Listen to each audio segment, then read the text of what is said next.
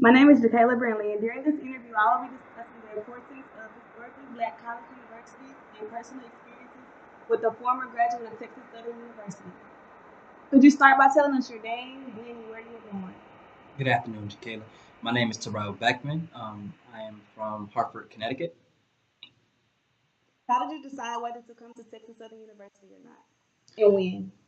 Well, I decided to come to Texas Southern University because I knew that I wanted to go to law school, and they have a very good, a very well known law school program at Thurgood Marshall, and I knew that by going to Texas Southern, I would have a better chance of getting into Thurgood, and also I wanted to get the HBCU experience. I'm from up north in Connecticut, where we don't have a lot of HBCUs in that region, so I definitely wanted to come to the South, and I definitely wanted to set myself up to go to Thurgood Marshall School of Law. So that's why I decided to go to TSU. Who would you consider to be the most inspirational in your life? The most inspirational person in my life is Dr. Martin Luther King Jr. He's always been an inspiration for me just because of the way he used his education, the way he used his life work to stand for something bigger. Dr. King, he his fortitude in the face of adversity, the way he fought for civil rights for the people, even when times were rough, is something I admire and respect, and that's something I see myself doing in the future. As far as with my legal career, I want to use my Juris Doctorate degree to reach people in the minority community. Okay. Do you believe HBCUs are important? Why or why not? Yes, I do. I think they're essential to the black community. Historically, black colleges and universities are somewhere where blacks can go and not only get an education, a standard education. Many of your colleges, their history classes, they don't teach about individuals such as Marcus Garvey, Malcolm X, and people who are essential to the Black movement. So HBCUs are a place where we can come and learn about our own history and be immersed in our own culture, even from the fraternities and sororities that are on campus. The nationally black frats and sororities, they're essential to the entire HBCU experience. How has attending an HBCU helped you? It's definitely helped me. Like I said, I come from Hartford, Connecticut, and in the North, you don't have that you don't have that unity within the Black community the way you do here in the South and the HBCUs. I mean, I'm sure I could have got a great education at a university, that wasn't an HBCU, but to really gain the knowledge of self, the knowledge of my culture, the knowledge of my people that I did when I came here to Texas Southern is a priceless experience. Has attending this HBCU hurt you in any way? I wouldn't say it's hurt me, but I will say that many of the HBCUs, well, graduates from HBCUs, do have a hard time in the corporate sector.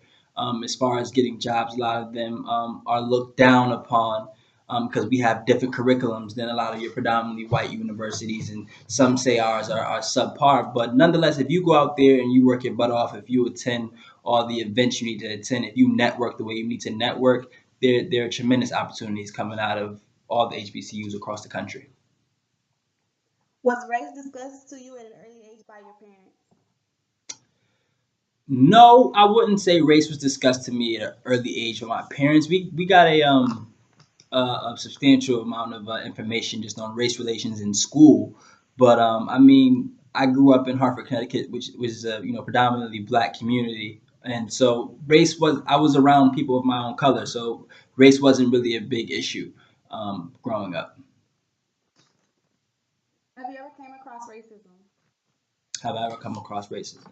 When the first situation that comes to mind when you ask that question, yes, I have.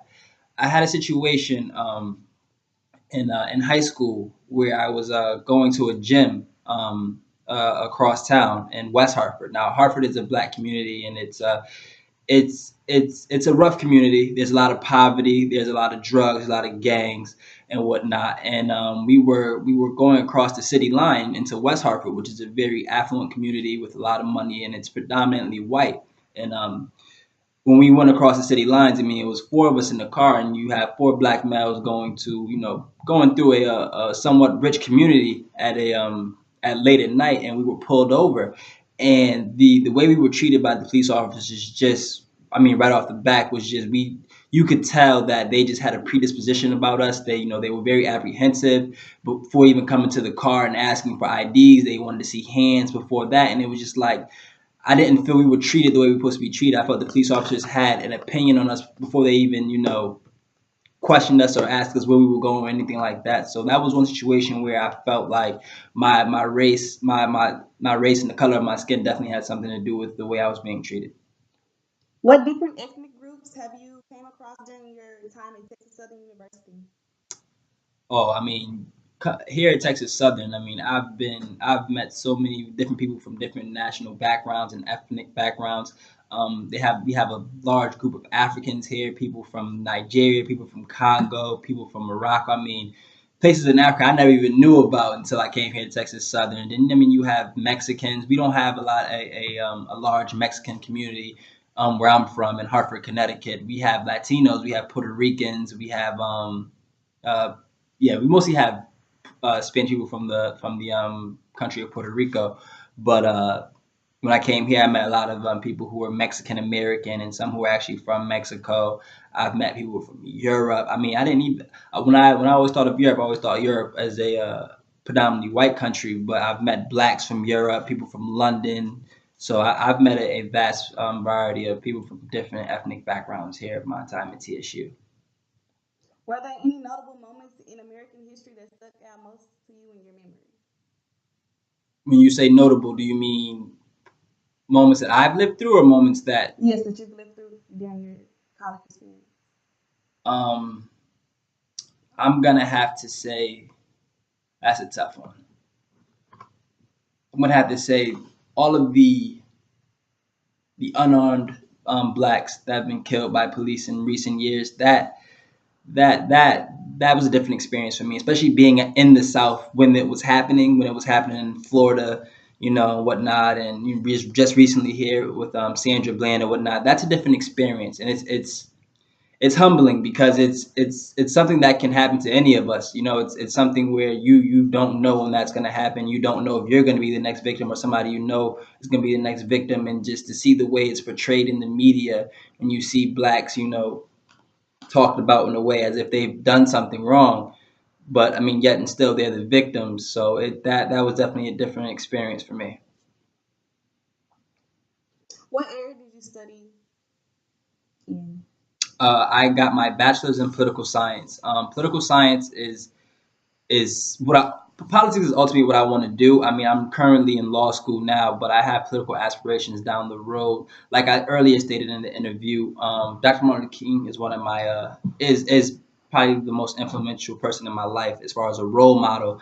And I feel politics, even though I mean our legislative body is so broken at this point and so divided, but I feel if in the hands of the right people with the right intentions, politics can bring a lot of change to not just the black community, but just the global community. I mean, there's a lot of promise in those positions of power, but I feel that the people in the power, in the positions of power at this point, are not truly serving the people. So my major is political science, and I hope to be a state representative one day.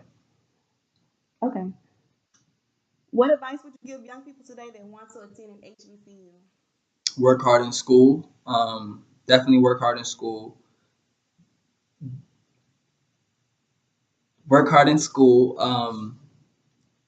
I would say visit different HBCUs. Don't I mean I wouldn't go off of just what you've heard. I mean I would, if you had the opportunity to go on a college tour, I would definitely do that so you can see what different HBCUs have to offer. See, maybe even get to sit in on one of the classrooms and see what the experience is really like. Speak to people who have gone to HBCUs. That's You definitely get insight that you can't get most places. And I mean, just give it a shot. It's a great experience. I mean, me personally, I'm a HBCU grad, and I would recommend anybody, whether you're black, white, yellow, or brown, I would recommend HBCUs. Okay, thank you, Mr. Beckman. You're welcome.